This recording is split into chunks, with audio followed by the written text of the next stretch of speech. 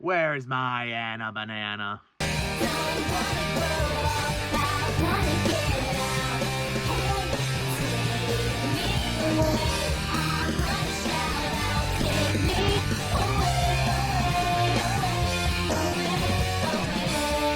Hello, my fellow YouTubers and subscribers, and welcome to my latest movie review, where today I review Freaky Friday, released in 2003, directed by Mark Waters, starring Jamie Lee Curtis and Lindsay Lohan. Freaky Friday. Now, the reason I'm reviewing this movie is because the sequel, Freakier Friday, is due to release, and I've wanted to talk about this film for a while. So it's one that I've seen quite a few times, so now I have a good excuse to review it. Tess and her daughter Anna do not get along. However, things take a turn when, in a freak accident, they switch bodies and are forced to live in each other's lives. So, Freaky Friday. This movie is great. From the first frame to the last, you're just sat there going, this is great. This is really great. I really like this film, not only because it's funny, it's not like a laugh out loud comedy, but it does have some incredibly funny moments. But more to the point, this is a very well written piece of drama. This is one of the best examples of a mother and daughter relationship in a film, which is very natural. And I think a lot of that is down to the writing with the dialogue, and how, like I said, it's a very realistic portrayal of how a mother and a daughter would act, especially a teenage daughter, where everything is very over-dramatic, overplayed. And then the mother's life, who's a workaholic, she's very busy, she's thinking about herself getting married. They're not really paying attention to each other's lives. And this is beautifully portrayed by Jamie Lee Curtis and Lindsay Lohan. They are incredible together. They have such a great chemistry.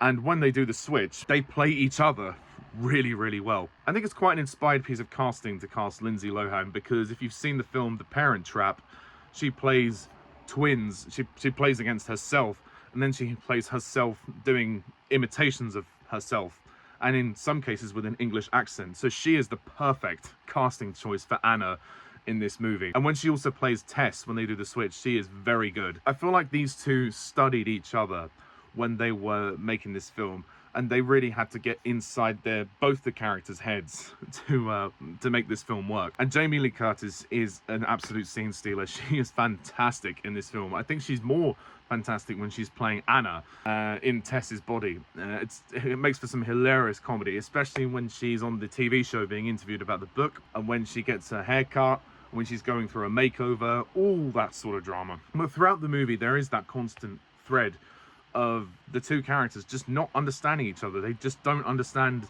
each other's lives, and they don't pay any attention to each other. Because there has been the loss of Anna's father, the relationship has been kind of ruptured, and obviously the mother, Tess, is found somebody else called Ryan, and she's getting married. So there's a lot going on in their lives, and it's really great to see a relationship like this, where this incident happens and the magic of the fortune cookies makes them switch bodies, and they have to learn to live as their counterpart in order to fix their relationship. So these two are absolutely incredible, and they obviously sell the movie, and they're so funny. They make the script come to life, and this is a very good script. It's very strong. Like I say, it's not one of the most hilarious films ever made, but it is funny, and there is a real charm about the switching bodies. But there's just so much more to it than that. There's such a beating, dramatic heart, and I love the emotional climax of the film where Anna, in Tess's body, gives the speech about Ryan, and how she comes to realize actually Ryan isn't actually this evil stepfather. He's actually a really nice guy, played by Mark Harmon, Ryan.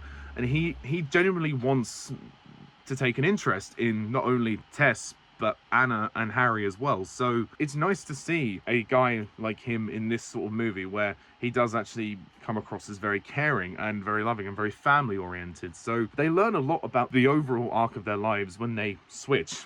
I will say the one weakness of this film is probably Chad Michael Murray as Jake. He's not a bad actor, he's quite good, but his subplot feels a little bit unnecessary. In fact, he gets the hots for Tess. Obviously, he doesn't realise it's Anna in Tess's body. That's not entirely appropriate. I don't think that was really needed, and it kind of slowed the film down a bit. I don't think that we needed to have him, he's working in 2 jobs or something, then he meets her in a coffee shop and they have a laugh, and then he gives her a ride on the back of his motorbike, which obviously her, Tess's fiance is very forgiving of that. But the character of Jake is the least interesting character to me. He is just the pretty boy that Anna liked, although he does get a couple of laughs here and there. So he's well played, but I think writing wise, he's the least interesting to me, and I didn't really care for his character that much. And also it's interesting to see how much that Tess learns about Anna's music life as well, because Anna's in a band and she's playing at the band, and of course the band have got this major audition on the same night as the wedding rehearsal, which causes a lot of the drama in this movie. And Anna's friends are particularly interesting characters. Maddie and Peg, I think that's what their names are. They're quite fun, and they try to abduct Anna to go to the concerts. Obviously it's Tess in Anna's body, but the dynamic between them is interesting because obviously we see them at the beginning rehearsing, and then later the next day we see Tess in Anna's body with them, and the dynamic obviously changes. And I like the fact this movie gives you different perspectives and different dynamics. When the switch happens, you see how it affects not just the two of them, but everyone around them, and how everyone is dumbfounded by what the hell's going on. Like, why are they acting like this? They, obviously they're not aware of the switch. The others are just like, what? And the way that they have honestly mastered each other's behaviors as characters is fantastic. There's one moment where they walk past Harry and Tess like kind of bumps his head, and then Anna pats his head. This is after the switch, and he's like, what? That level of detail is really good from an acting point of view. The acting, you cannot fault in this film. It's flawless. Harold Gould as the grandpa is good. He gets a couple of funny lines. Earthquake, earthquake. And Stephen Tobolowsky as the teacher, who actually has a real personal grudge against Tess, because we find out that he actually was meant to be the date at her prom, and he was rejected, and he's all this time has been taken out on Anna, and Tess hasn't believed Anna until she's been there to see that interaction. And same with Anna's old friend, who is now a bully. And I think the music of this film is really good. I think it's original music anyway, with that the band have come up with, and they're a really good band. And I think honestly, if they were to have released that stuff, I would probably buy him. And this film has a fantastic message about mothers and daughters. This is a great mother and daughter story, especially with, it's very easy to sort of blame Anna because she's overreacting to everything. She's being melodramatic. She's really giving her mum a lot of this, and she's not being very calm, of course. But then there's Tess, who doesn't have a lot of space for her daughter because of the disruption. Sometimes it's good as a parent to sort of see past the disruption and go, okay, cut to the root of the issue. What is the problem here? Is it something I've done? The message of this film is learning to be selfless, not only as a mother, but also as a daughter. The way the relationship changes and molds is fantastic. The fact that they change via fortune cookie is interesting. There's obviously some kind of magic spell that only applies to the two of them. They kind of stand there, and then the camera follows to the other characters, so it's like their souls kind of switch or something. It's never exactly clear what the magic of the fortune cookie actually is, because for some reason we have an earthquake at the beginning of the movie in the restaurant when the two of them are near the toilet cubicle, everything's shaking, then nobody else has heard it. But then in the end of the movie, when they switch back, the earthquake happens when everyone's there. I understand that they were obviously closer to the characters there, but even so, in the beginning, Tess and Anna didn't walk very far away before the earthquake happened, so I don't know why they didn't experience the earthquake in the beginning, the other characters. It just seemed a bit odd to me. I don't really know how the magic really works, other than of course the fact that they both read the fortune and then they have to make that come true to switch back. Those little gripes aside, this is a really good film and I really enjoyed it. It moves at a great pace, it's really funny, brilliantly acted, and I think it's a classic. I think it's got a great story, great message. It's got a couple of things that for me stop it from being absolute perfection, but I would say that I'm going to give Freaky Friday a 9 out of 10.